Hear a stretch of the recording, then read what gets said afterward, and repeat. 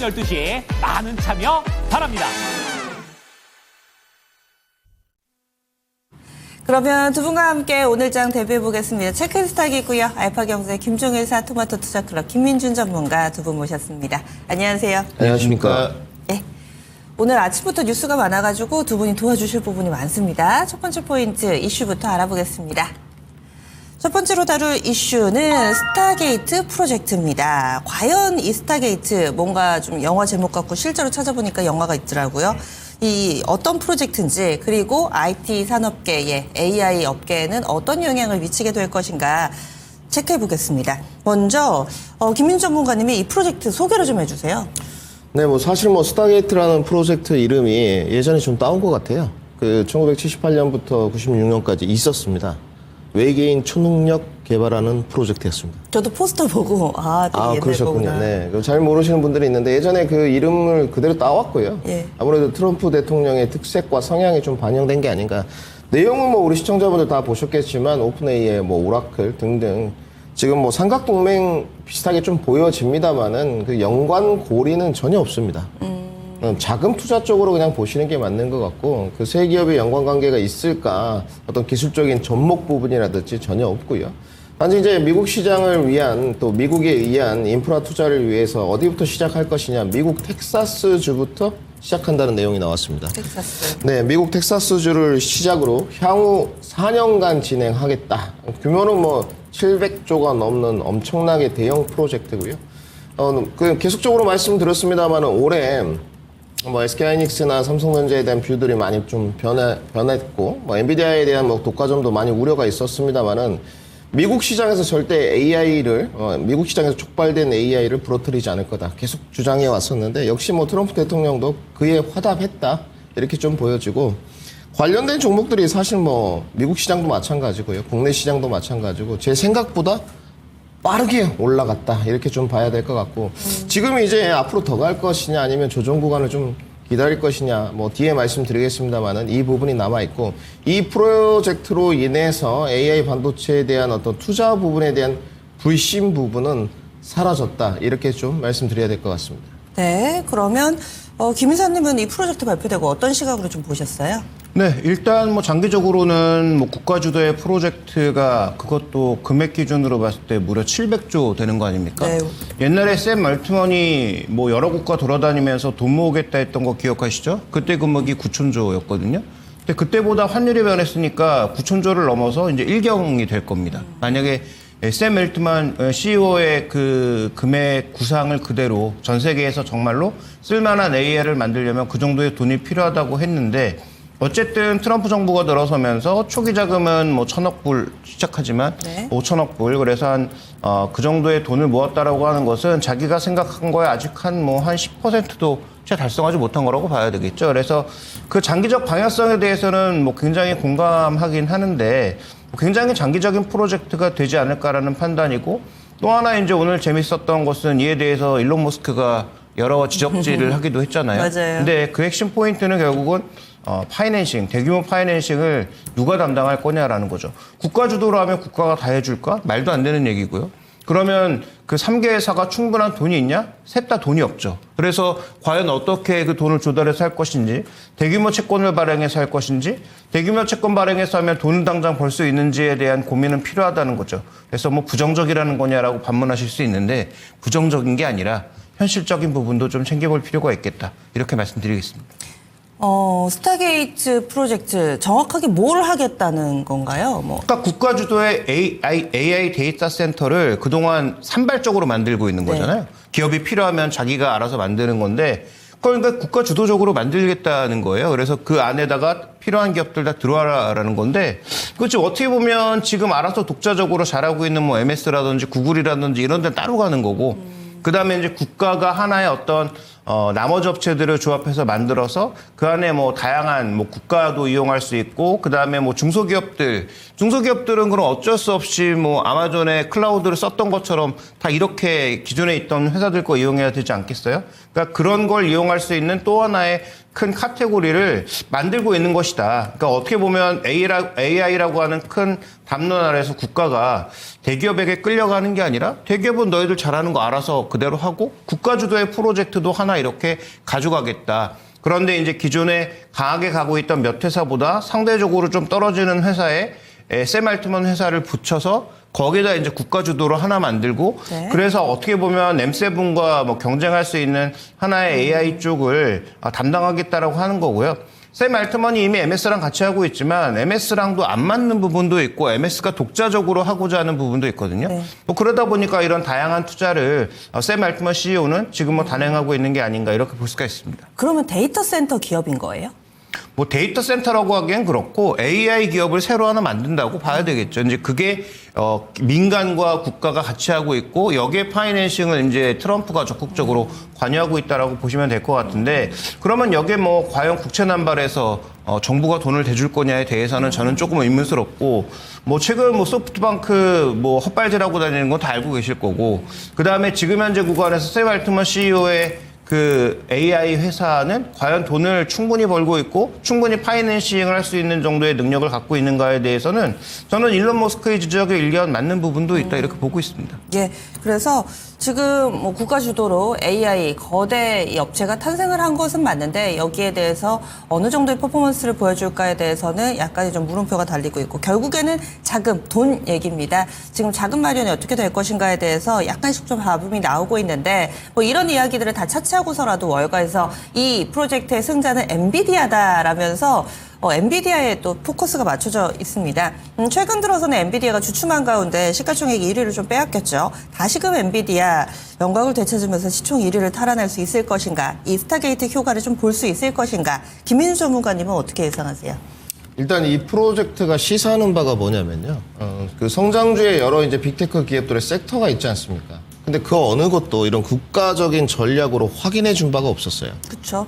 2차 전지도 없었고 제약바이오도 없었고 전선 조선도 없습니다. 이 정도 크기 자체가 되지 않죠. 근데 규모를 밝혀줬다는 부분, 국가 정책 전략으로 AI를 선두주자로 뽑았다는 거.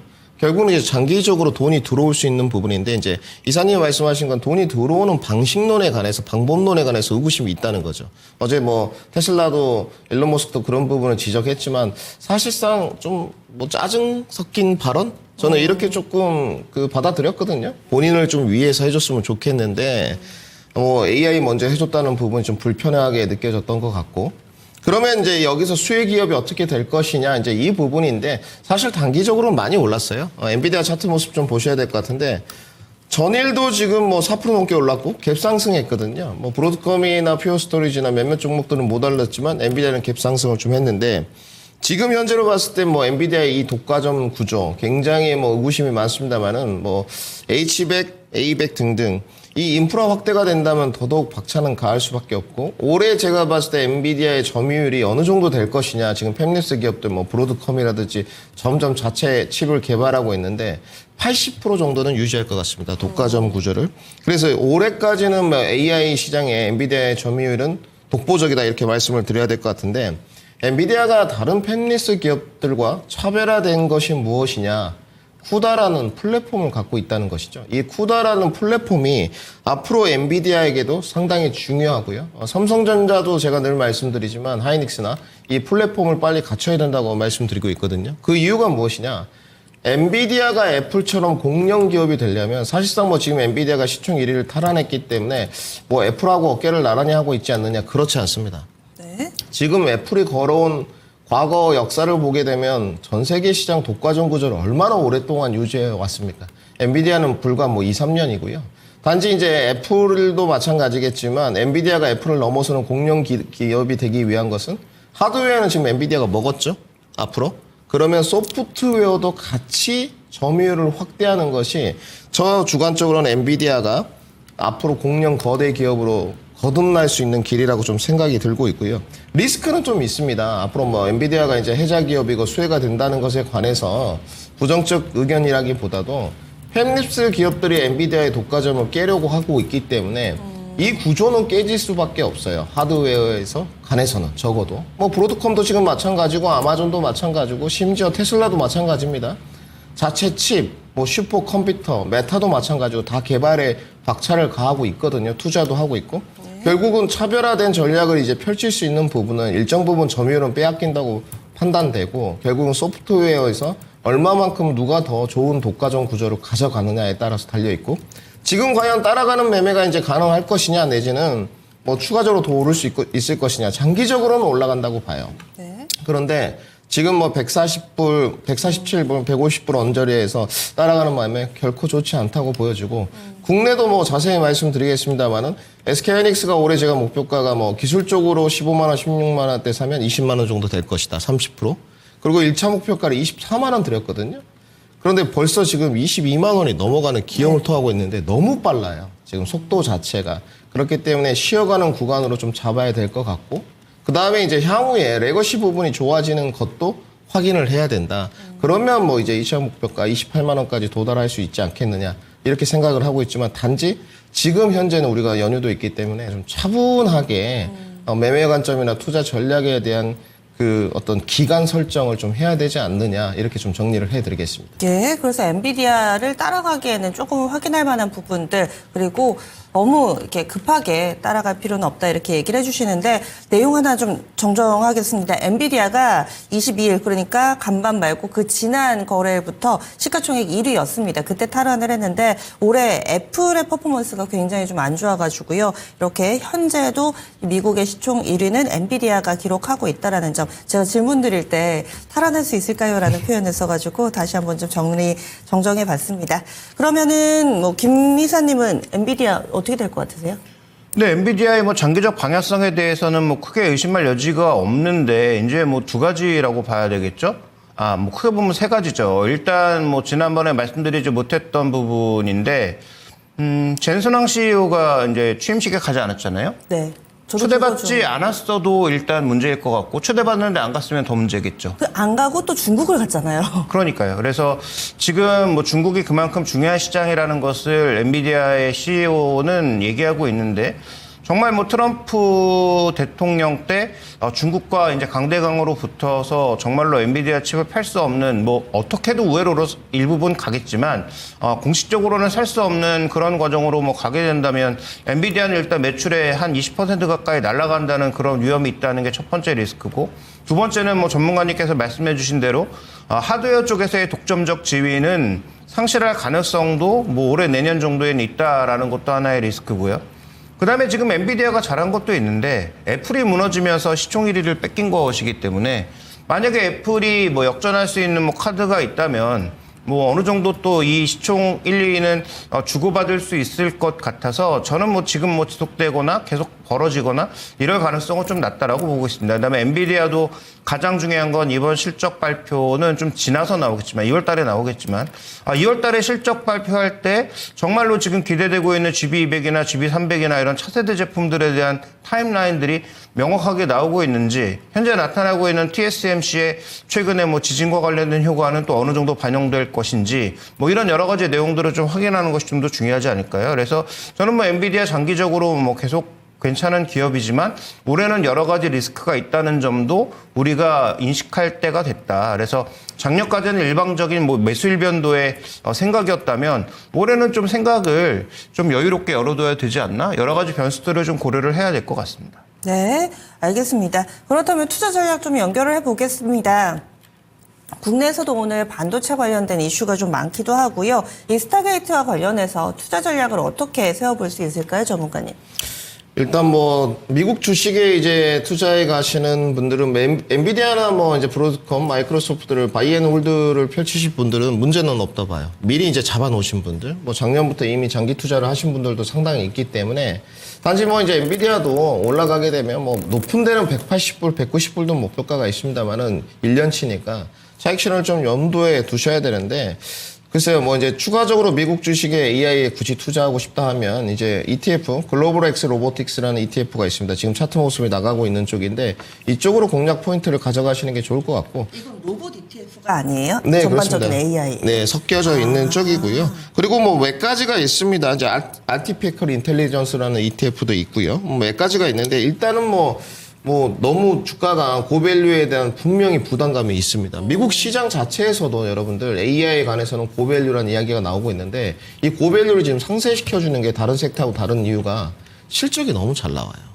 그러니까 뭐 브로드컴도 실적 뭐 발표하니까 가이던스 훌쩍 넘어가고 그러니까 결국은 이 고밸류에 대한 평가가 이제 타당해지는 거죠. 근데 언젠가는 뭐 이 부분도 꺾이지 않겠습니까? 그렇다면 뭐 내려올 때마다 계속 받을 수 있는 거 뭐 독과점 우려 이런 부분도 뭐 깨질 수 있다 판단되신다면 ETF 이런 종목들 상당히 좋아 보이고요. 단지 이제 국내로 갔을 때 아마 우리 시청자분들이 궁금하신 부분은 하이닉스겠죠. 이거 뭐 따라가도 되느냐, 앞으로 우리 국내는 어떻게 되겠느냐, 이제 이런 말씀을 질문지를 던져볼 수 있는데 제가 생각하는 거 저는 뭐 반도체 진심인데 제가 생각하는 것보다는 빨랐어요. 지금 뭐 영상도 찍어놓고 많이들 했습니다만은 뭐 단숨에 제가 봤을 때는 뭐 24만 원 언저리까지는 갈 것 같아요. 근데 이 이후에 추가적인 퍼포먼스를 바라기에는 제가 봤을 때 너무 가팔랐다, 반등 속도가.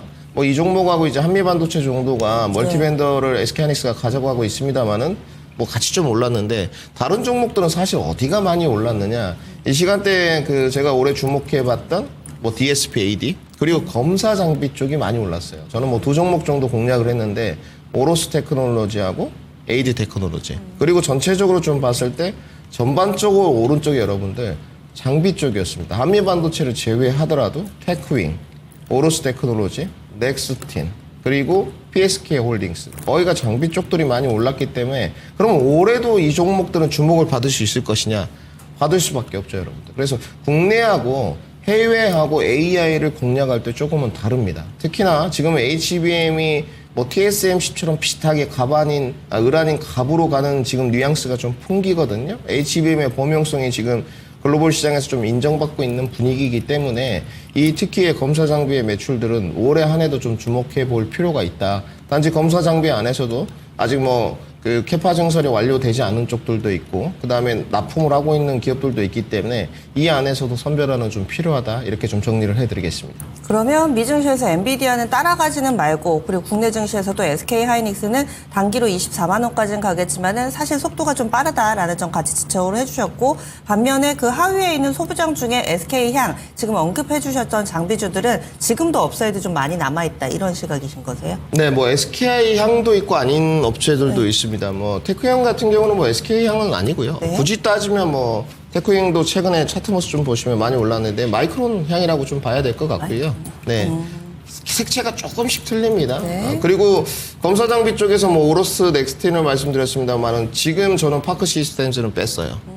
최근에 뭐 공략해보지도 않았고 올해 지금 연초에 공략한 거는 AD 테크놀로지하고 네. 오로스 테크놀로지 두 종목 정도를 공략했는데 성공을 했고 뭐 이제 관심 있게 보는 종목 쪽으로 좀 정리를 해드린다면 뭐 한미반도체나 테크잉을 제외하고 뭐 펜트론 내지는 뭐 제우스 뭐 PSK 홀딩스 이 정도는 장비 쪽으로 보시네요. 네, 다 장비 쪽으로 조금 유심히 보고 있고요. 네. 지금 이 종목들은 업사이드가 한참 더 남아 있습니다. 단지 이제 SK하이닉스가 올라가면서 같이 좀 올라간 부분이 있기 때문에 조금 명절도 있지 않습니까? 눌림목에서 잡으시면 매매하는 쪽은 편할 것 같고 가지고 가지는 그 매집 관점으로 가져가시는 분들은 업사이드 등록 과정을 이용해서 매집 전략은 충분히 가능하다. 제가 봤을 땐 전반기까지는 SK하이닉스의 주도력은 상실될 것 같지는 않거든요. 그 이유는 뭐냐? 삼성전자가 지금 결국 공정 로드맵에 관해서 1B, 12나노에 관해서도 지금 라인업을 바꿨거든요. 그리고 일시 10나노에 관해서는 6개월 지금 지연 이야기가 나왔기 때문에 뭐 저의 타임라인은 끝나진 않았습니다. 올해까지는 분명히 기회를 준 쪽인데 아무래도 이런 더뎌진 지금 라인업 소식이 들려오기 때문에 SK하이닉스의 주도력은 사라지지 않을 거고 결국은 뭐 검사 장비지 않겠습니까? 앞으로도 계속 HBM의 뭐 다이를 몇 개를 뭐 검사하든 간에 뭐 이런 기업들 자체가 있습니다만 주목을 받을 거고 단지 이제 삼성전자의 밸류 체인에 관해서는 지금 최근에 선별화가 좀 일어나고 있어요. 네. 그래서 이런 부분들도 유심히 올해는 반도체는 그 어느 때보다 어려울 겁니다. 꼭 관찰을 하셔야 될 것 같고 공정 로드맵에 따른 진척도는 확인이 필요하다. 이렇게 정리해 드리겠습니다. 반도체 업황이 어렵다라는 게 아니라 투자하기에 공부할 게 많다라는 말씀이신 거죠? 네, 굉장히 변했죠. 왜냐하면 지금 올해 국내 시장이 사실상 거의 반도체에 다들 돌아서셨어요. 작년에 좀 섭섭하다는 말씀도 들었었는데 특히 삼성전자에 많이 돌아섰고 너무 비싸지 않냐 이런 평들이 있었는데 시장은 뚜껑을 열어보니 그렇지 않거든요. 네. SK하이닉스는 내년에 지금 영업이익률 40%대 육박하기 때문에 난이도가 좀 높아졌을 뿐이고 그다음에 하드웨어에서 소프트웨어로 넘어가는 어떤 과정에 좀 등락 과정이 있어요. 그래서 이런 부분은 좀 유념하셔야 된다까지 정리해드리겠습니다. 김 이사님은 스타게이트 투자 전략 어떻게 세우고 계세요? 네, 일단 뭐 장기적인 방향성에 뭐 100%, 뭐 120% 공감하고 AI 쪽에 대해서 뭐 국내도 금액은 뭐 비교가 안 되지만 뭐 국가 주도로 AI 센터 뭐 만들겠다. 우리도 한 2조 원 정도의 금융 지원하겠다. 뭐 이런 얘기 나오고 있잖아요. 그래서 그런 걸 보면 이쪽에 이제 방향성 자체는 명확한데 근데 이런 재료를 이제 모르시는 분은 없다는 걸 가장 중요하게 봐야 되겠죠. 그 다음에 이제 미국과 중국이 정말로 여러 군데 선을 긋는다면 옛날에 모을 수 있는 그 AI의 핵심이 되는 로 데이터가 이만큼이었는데 미국과 중국이 정말로 데이터의 단절까지 본다면 데이터량은 이렇게 줄어들겠죠.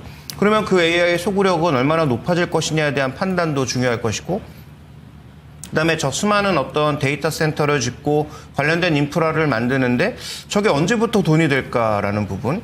그다음에 지을 때 만약에 미국의 물가가 오르면 지속적으로 건설비는 증가할 겁니다. 뭐 그와 관련된 비용들은 또 누가 감당할 것인가에 대한 고민도 같이 좀 해봐야 되지 않느냐라는 판단을 하고 있어서 뭐 최근에 뭐 전력 설비도 움직이고 뭐 원자력도 움직이고 다양한 종목군들이 움직이고 있지만 이걸 투자 관점에서 어디 정도에서 끊어야 될지는 좀 살펴보실 필요가 있을 것 같고요. 그다음에 어저께 또 지금 워낙 화려한 종목군들 때문에 전혀 부각받지 못한 종목이 전 시게이트라고 보는데 네. 뭐 이런 표현 써서 죄송합니다만 그 SSD 시장이라든지 그다음에 메모리 시장에서 시게이트는 뭐 삼성전자나 하이닉스에 비빌 수 있는 정도의 레벨이 아니에요. 그 외장하드 사보신 분들은 다들 어느 정도인지 느끼실 거예요. 네, 그래서 한번 뭐 떨어지면 바로 뭐 고장나는 정도의 시게이트가 그 데이터 센터를 만드는데 엄청난 핵심 종목이라고 해서 어저께 주가 급등했거든요. 그럼 반문해보죠. SK하이닉스하고 삼성전자는 그 정도의 반등의 여력이 없나? 그 다음에 거기에 들어가는 모든 물량을 웨스턴 디지털과 시게이트가 감당이나 가능할까? 이런 질문을 우리가 던져볼 수가 있는 거죠. 그렇죠. 그래서 저는 뭐 방향성으로 봤을 때 뭐 반도체라든지 이런 뭐 연관된 종목군들에 대해서 장기적 투자 관점은 뭐 동의하지만 저도 김민준 전문가처럼 올해 AI 급등한 종목을 쫓아다니는 매매가 과연 적절한지에 대해서는 고개를 갸웃거리게 됩니다. 그래서 좀 여유 있게 조정받을 때 들어가시고 그다음에 단기적 관점보다는 중장기적인 관점에서 확인하고 매매하시는 게 좋을 것 같습니다. 예, 알겠습니다. 이렇게 해서 첫 번째 이슈 마무리 짓겠습니다. 다음은 리포트로 넘어가 보시죠.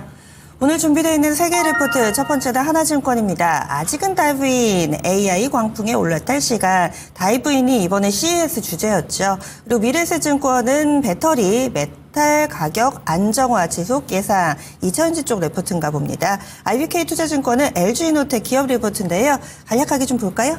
네, 배터리에 관해서는 뭐 김민주 전문가도 그렇고 저도 뭐 계속 동일하게 말씀드리고 있습니다만 정확하게 어디가 저점인지는 알 수 없죠. 다만 현재 구간에서 악재의 거의 끝자락에 오지 않았는가에 대해서는 뭐 깊이 공감하고 있는 부분이고 최근에 나오고 있는 리포트도 이런 쪽의 리포트들이 많이 나오고 있어요. 일단 전망치에 꺼있던 겹품은 거의 사라졌다라고 봐야 되고 메탈 가격도 이제 끝없이 내려가다가 서서히 이제 바닥을 치고 올라오고 있다는 아닌데 현재 레벨에서 박스권 정도로 장기적으로 유지되지 않겠느냐라는 그런 시각이 좀 강한 것 같고요. 그 다음에 오늘 또 모 증권사의 리포트에서는 트럼프의 행정명령에 IRA 법안을 폐기할 수 있는가? 법안 폐기는 안 된다는 거죠. 그러니까 뭐 보조금 주고 이런 것들의 어떤 금액 제재 이런 거 가능할지 몰라도 행정명령이 만들어진 법안 폐기는 할 수 없다라는 그런 의견도 나오고 있으니까 뭐 관련된 종목에 대해서는 뭐 각자 알아서의 판단이 있겠지만 저는 뭐 신규 투자 관점이라면 지금부터 어느 정도의 배분은 좀 필요하지 않나라고 보고 있고요. 그다음에 마지막으로 LG노텍, LG디스플레이 글쎄요, 실적이 낮춰놓은 예상도 맞추지 못하는 상황입니다. 그렇지만 오늘 리포트는 뭐 오늘 제가 IBK 걸 고르긴 했습니다만 어떤 증권사를 봐도 다 찬양 일색. 그 다음에 6월 달에 있을 애플의 WWDC 정도 되면은 뭐 분위기 바뀔 수 있다는 얘기들 뿐인데 뭐 과연 그럴까? 일단 LG노텍의 4분기 실적의 부진이 1분기에는 더 심화될 수 있다는 게 더 문제거든요. 그래서 그런 부분들을 과연 수급에서는 어떻게 받아들일지를 좀 판단해 보실 필요가 있겠고 이쪽 LG그룹도 살펴봐야 될 건 그럼 모든 악재는 다 노출되었는가에 대한 판단. 1분기 실적까지도 가시권에 들어오고 있잖아요. 그러면 대부분의 악재가 다 노출되었는지에 대한 판단 정도가 좀 중요하지 않나 이렇게 보고 있습니다. 예, 그러면 첫 번째 레포트 자세하게 소개해 주시죠. 네, 일단 이 리포트는 앞서 우리가 살펴봤던 이슈와도 맥락이 닿아 있기 때문에 뭐 살펴보고자 하는 것인데, AI 벌써 한 뭐 3년 전부터 뭐 그 이전부터 이미 화두가 됐었지만 3년 전부터는 뭐 엄청나게 이제 시장에 화두가 됐고, 그다음에 작년 재작년에는 이미 주가 퍼포먼스도 압도적으로 이제 올라가는 그런 상황으로 전개가 된 거죠. 그래서 준비된 그림에서 보시는 것처럼 S&P 내에서 지금 IT 쪽의 섹터 비중이 꽤 크게 시가총액 기준으로 올라와 있고, 커뮤니케이션 업종도 꽤 올라와 있는 상황이죠. 뭐 기호들은 다 아시는 것처럼 엔비디아를 포함한 뭐 다양한 종목군들이 기여했다라고 봐야 됩니다. 그래서 이 리포트에서는 2000년도에 나타난 인터넷 열풍과 비교를 했는데, 그때와 다른 것은 실적이 있는 기업들이고 그 다음에 어느 정도 펀더멘탈을 만들어 나가고 있다. 그래서 그때는 말도 안 되는 밸류에이션을 만들었다가 밸류에이션이 꺼지는 그 현상이 굉장히 컸는데, 지금은 그러한 신용 리스크도 없는 상태인데다가 뭐 엔비디아를 포함한 기업들의 재무적 구조가 문제가 있는 것도 아니잖아요. 뭐 그러다 보니까 지금 현재 구간에는 그 인터넷 때 버블과는 분명히 다르다. 그래서 이런 상황은 뭐 말씀해 주신 것처럼 아직도 더 뛰어들어야 될 그런 상황이다라고 보고 있고요.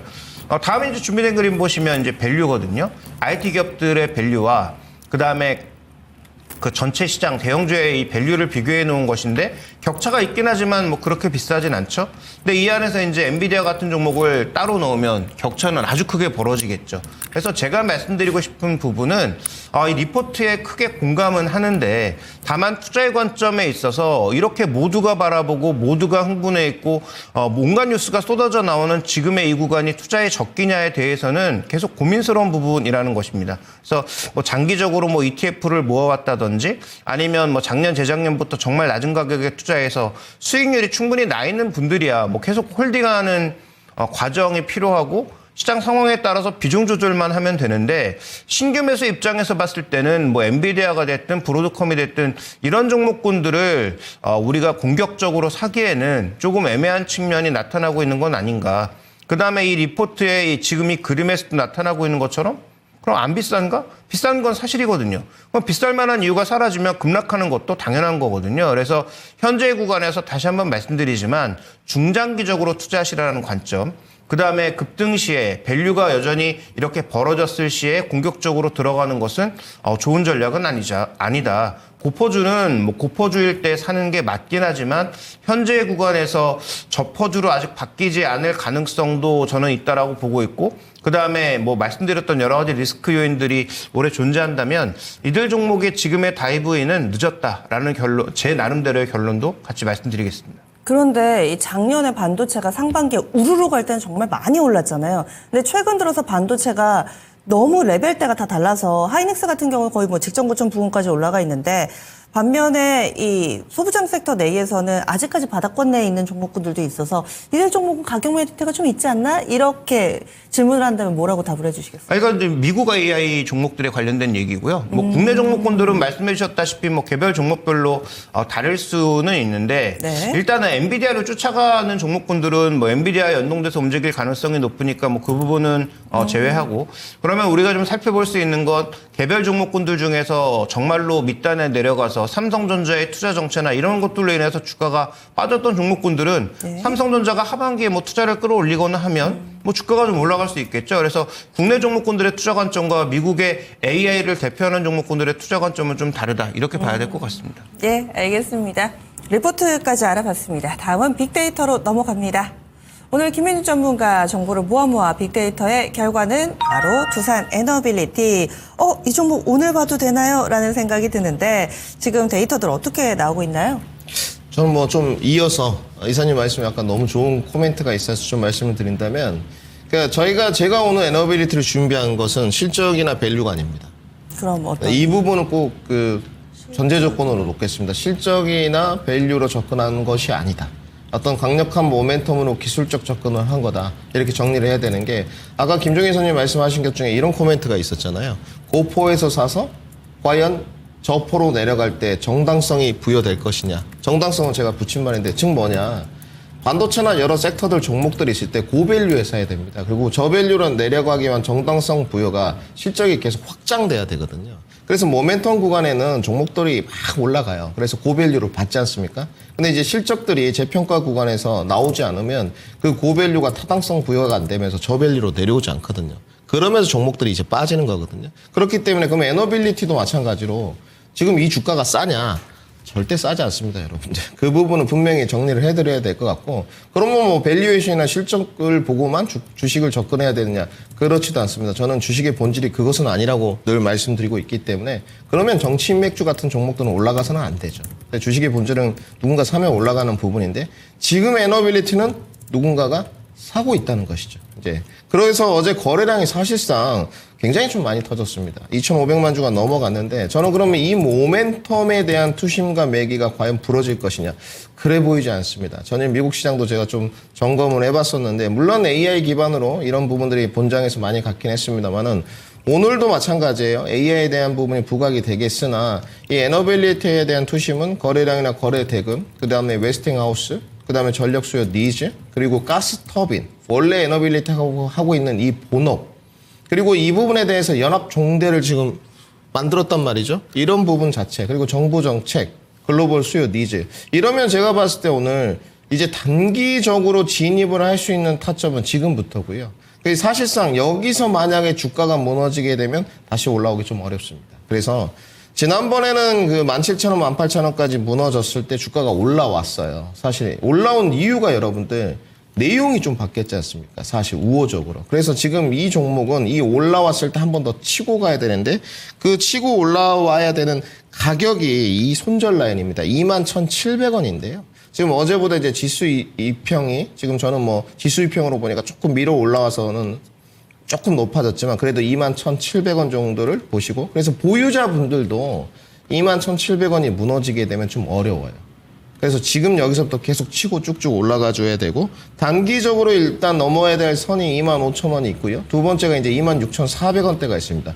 여기를 만약에 넘어가게 되면 굉장히 뭐 에너빌리티에 장기 투자하신 분들도 있고 원전에 대해서 조금 뭐 묵은지처럼 묵혀놨던 그런 분들도 있으실 텐데 퍼포먼스 좀 나올 수 있다. 그래서 저는 일단 매매 관점으로 뭐 접근하시는 분들은 손절가 21,700원, 단기 고점 26,000원 라인을 테스트 해봐야 된다. 그래서 1차 목표가를 그렇게 제시하고요. 만약에 이 구간이 넘어가게 되면 이제 고지가 3만 원이 좀 보이는데 과연 거기까지 모멘텀을 받으면서 갈 수 있을지는 추후에 다시 한번 정리해드리겠다까지 말씀드리겠습니다. 어제 워낙에 스포트라이트를 받아가지고 매수 전략이 이 종목은 중요할 것 같거든요. 어떻게 그럼 접근을 해야 되는 건가요? 항상 어려운 질문을 앵커님 주셔가지고 네. 사실상 이런 종목에 접근을 할 때는요. 일반인 분들 접근은 상당히 어려우세요. 오늘 사실상 23,500원 무너지게 되면 좀 어렵고요. 마지노선이 23,000원 라인 정도로 보셔야 될 것 같고 오늘 뭐 데일리 접근해서 만약에 23,000원까지 뭐 23,500원 밑으로 기회를 준다면 접근은 가능하겠죠. 왜 감내해야 되는 부분이 손절가가 21,700원이라면 그렇게 크지 않지 않습니까? 단지 업사이드로 봤을 때 위로 올라가는 부분은 10%가 넘기 때문에 가능한 쪽인데 23,000원에서 23,500원 레인지 범위를 왔을 때 타진을 좀 해봐야 될 것 같고 이 부분에 이렇게 들어가는 형태는 분명히 손절을 채우셔야 됩니다. 그렇지 않으면 또 실수가 반복되면서 계좌가 곤욕스러울 수 있다. 그리고 이제 가지고 계신 분들도 이 가격 레인지 범위를 이탈하는지 위로 또 넘어가는지 아래로 뚫리는지 이 부분도 체크 포인트로 말씀드리겠습니다. 네, 알겠습니다.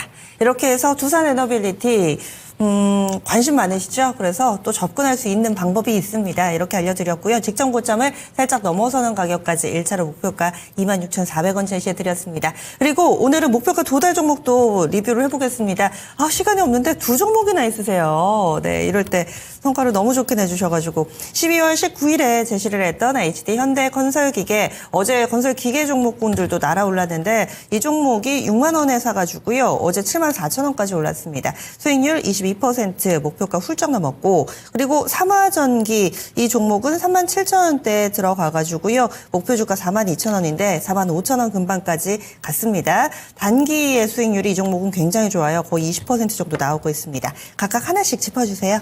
저는 뭐 현대건설기계에 대해서 중장기 보유하는 것은 뭐 반대 의견을 드리진 않아요. 뭐 많은 분들이 말씀드렸지만 단지 이제 빅데이터로 접근했을 때 단기 접근 전략을 했기 때문에 저는 엑시트했습니다. 이 부분은 꼭 말씀드려야 될 것 같고 뭐 투자를 하거나 매매를 하거나 계획대로 하는 것이 더 가더라도 미련이 없다 이렇게 정리를 드려서 어제만 뭐 사실 엑시트할 자리는 아니었습니다만 저는 뭐 구정도 있고 그래서 엑시트 전략을 좀 말씀드려야 될 것 같고 네. 삼화전기는 내용이 좀 틀려요, 여러분들. 꼭꼭 감춰왔던 부분이 있는데 사실상 뭐 제가 페라이트 부분, 뭐 히토리 부분 이 부분을 공략을 했습니다만은 AI 데이터 센터 SCAP 부분이 있기 때문에 사실상 내용이 나쁘지 않습니다. 단지 지금은 접근이 좀 불허할 것 같고요. 다시 한번 4만 원 지지역 테스트를 할 때 재접근은 가능하지 않겠나 이렇게 말씀드리고 저는 뭐 2차 목표가는 따로 제시는 않겠습니다. 이 정도에서 정리 의견 드리도록 하겠습니다.